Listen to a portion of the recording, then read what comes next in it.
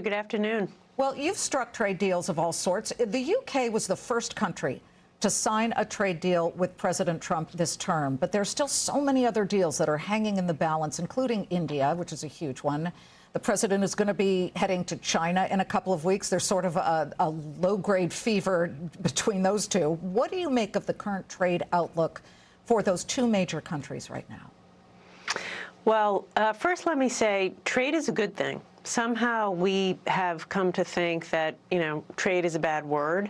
But as long as everybody plays by the rules, by the way, China doesn't, right? They distort the market, they subsidize their products, and then they put their artificially cheap products into the global market and make it impossible to compete. So tariffs make sense in those instances. But generally, trade expands economies. It allows us to sell our goods to other countries, and it can also bring a country to us. And that's what I saw. A country like India, for instance, we want to bring India, closer to the United States. And yes, that's diplomacy, but it's also commercial ties. So this president does seem to be committed to very high tariffs, which I think is unfortunate, and it makes it unpredictable. Not knowing exactly what will happen makes it very hard for businesses to forecast and make investments. But I'd like to see us get back to a place of, encouraging trade as long as everyone plays by the rules and it doesn't hurt American businesses and workers.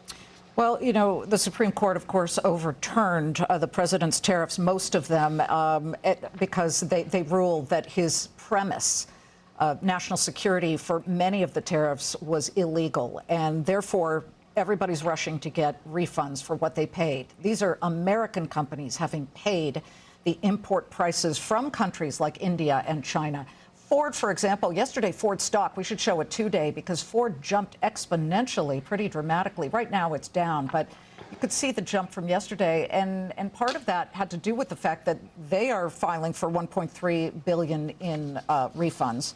So how is it that you would advise companies who are watching a constantly shifting trade landscape to behave and to continue doing commerce?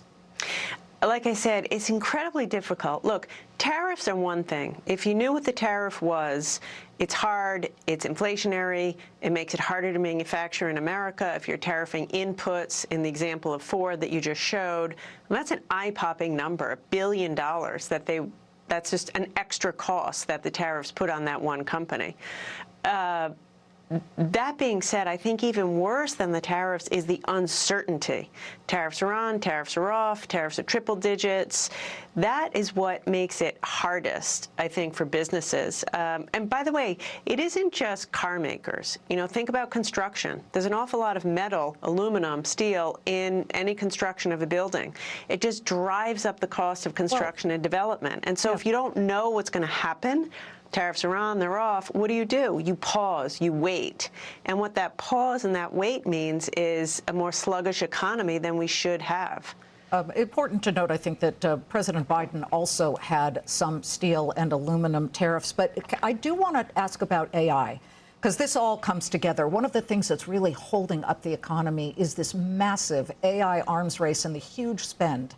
You wrote an op-ed in the New York Times, and it's interesting, the headline was a little scary. It says, America cannot withstand the economic shock that's coming from AI. However, the entire piece, which I found really encouraging, was where you said, I refuse to accept that an unemployment crisis is inevitable, that everybody's going to lose their jobs from AI. The answer, however, you say, is not to slow down AI innovation and leave ourselves less competitive and less prepared.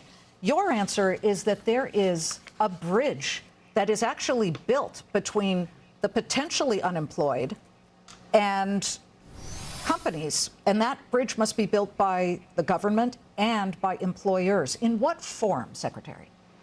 By the way, I think that was a perfect summary of where I am, and I didn't write the headline. That's not something you get to do, and you put your letters in, as you know.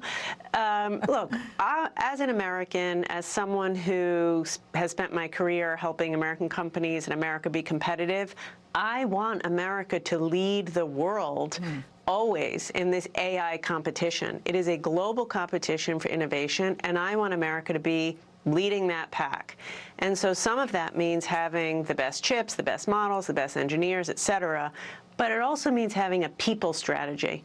Because quite honestly, if we just go forward and have the best technology, but have double-digit unemployment, we won't win, we'll lose. That'll create regulatory backlash, that'll create unrest, right, social upheaval. So, like, the future is ours to determine. It's not created. Let's get to work and innovate, right? Like, new forms of higher education, new forms of workforce training, incentives for companies to hire people, incentives for companies to redeploy people or retrain people, maybe new kinds of transfer payments or social safety net as people transfer from one job to the next. I don't know, as I sit here, the precise answer. What I do know is that our current systems of workforce training and unemployment insurance aren't going to cut it. They were built for a different time.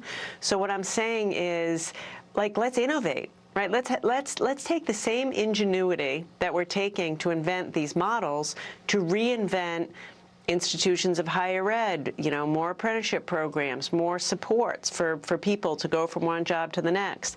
And let's get with business to say, how do we incentivize you to help us get through this transition? You've got a whole laundry list of great ideas, including one of my favorites, and that was that you said that you should have higher education that, forget the expensive degrees, 4-month credential and temporary wage insurance, all kinds of bridges. I encourage everybody to read the op-ed. Thank you, Secretary Raimondo. Thank you. Please come back.